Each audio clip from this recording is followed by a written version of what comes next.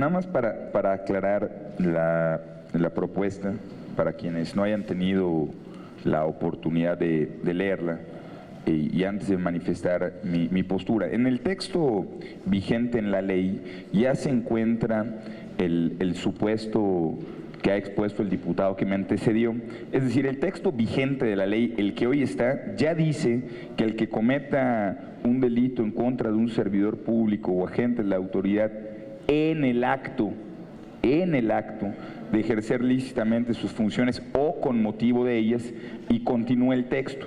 La modificación no viene en ese sentido, eso ya está hoy en la ley. La modificación genera un agravante cuando se trate de el servidor público que se dedique a la prevención, persecución del delito o procuración de justicia penal, y no habla de cualquier delito, está aclarando en el acto de ejercer lícitamente sus funciones.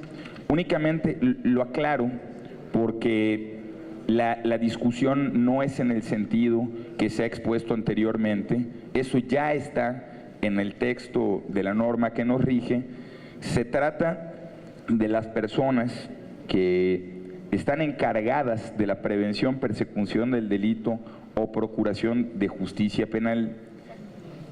De manera personal creo que el tema tiene que ser debatible según el funcionario público del que se trate en este sentido, porque hay servidores públicos, por ejemplo, que pueden estar involucrados en el uso de la fuerza, y ahí pues es totalmente distinto a una autoridad que investiga a una autoridad que previene a través del uso de la fuerza, y existen otro tipo de normas. Entiendo que existe una propuesta de profundizar en ese sentido, toda vez que apenas el día de ayer en la Comisión de Puntos Constitucionales se aprueba el dictamen de Guardia Nacional y que le da un plazo a este Congreso para emitir las leyes secundarias.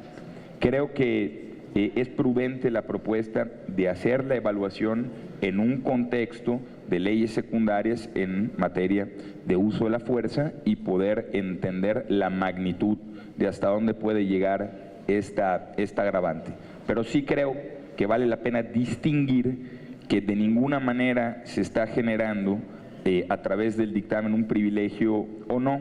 Se trata de un agravante para quienes, realizando una tarea de Estado en la prevención del delito, se cometa un delito en su contra mientras ejerce sus funciones. Muchas gracias. Únicamente para precisar, entiendo la preocupación del diputado, nada más que lo que hace universal a una norma es que aplique para todos los que cometan el supuesto, por lo tanto el concepto de universalidad está comprendido. Segundo, no, en el texto de la propuesta, es decir, para todos los que cometan un delito en contra de las personas de que trata el texto, serán sancionados de esa manera. Eso cumple el concepto de universalidad. La universalidad no está sujeta a quien es el funcionario, sino a todas las personas que pudieran cometer el delito en contra de ese funcionario. Primero. Segundo, también el supuesto que usted indica, el de una persona que persiga un delito de la corrupción, está incluido precisamente. La corrupción, en la connotación que usted la menciona, es un delito. Y aquí claramente se habla del servidor público encargado de la prevención, persecución del delito, administración o procuración de justicia penal, es decir, cualquier funcionario que esté persiguiendo o previniendo cualquier delito. Por lo tanto, su preocupación está subsanada con la propuesta. Yo insisto, el tema tiene mucho para debatir, sobre todo porque se trata de una configuración que se puede actualizar con otras normas que el Congreso tiene la obligación en los próximos días de emitir a través de la ley secundaria. Yo insisto, creo que este tal vez no sea el momento justo o tal vez la proporción que se le está dando tenga que ser fijada antes la pena base. Pero no lo abordemos desde la percepción de que se trata de un privilegio que no aplica para todos, porque esto no privilegia al funcionario, sino sanciona a quien en una situación de estar siendo investigado, por ejemplo, comete un acto en contra del Estado, no es en contra del funcionario.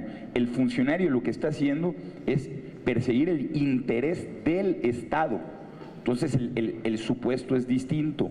Yo me manifiesto porque hagamos un análisis mucho más profundo, que le pongamos la pena base, que primero evaluemos, por ejemplo, la ley del uso de la fuerza y que podamos entender la proporción que se le tiene que dar a esta reforma.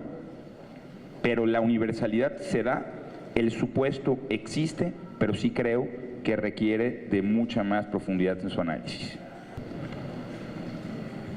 Perdón, tengo un comentario que creo que puede generar un vacío el texto como está, independientemente del transitorio segundo, en particular en el transitorio primero.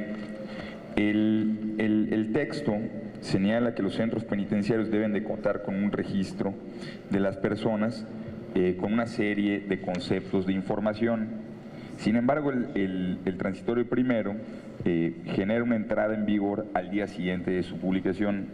Creo que lo indicado es darle un plazo a los centros penitenciarios para poder recabar esta información, porque si no, al día siguiente de su entrada en vigor ya van a estar incumpliendo la norma. Entonces, independientemente a que su entrada en vigor sea al día siguiente de su publicación, creo que hay que fijar un plazo pertinente que puede ser de 3 a 6 meses para ya contar con dicho registro.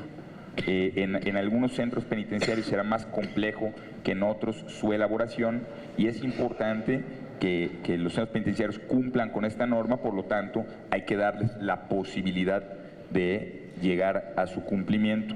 No sé si agregar un segundo transitorio, toda vez que la propuesta es eliminar el que estaba anteriormente, en donde se fije que los centros penitenciarios tendrán un plazo de 3 meses a partir de la entrada en vigor para contar con la disponibilidad de este registro integrado. Muchas gracias.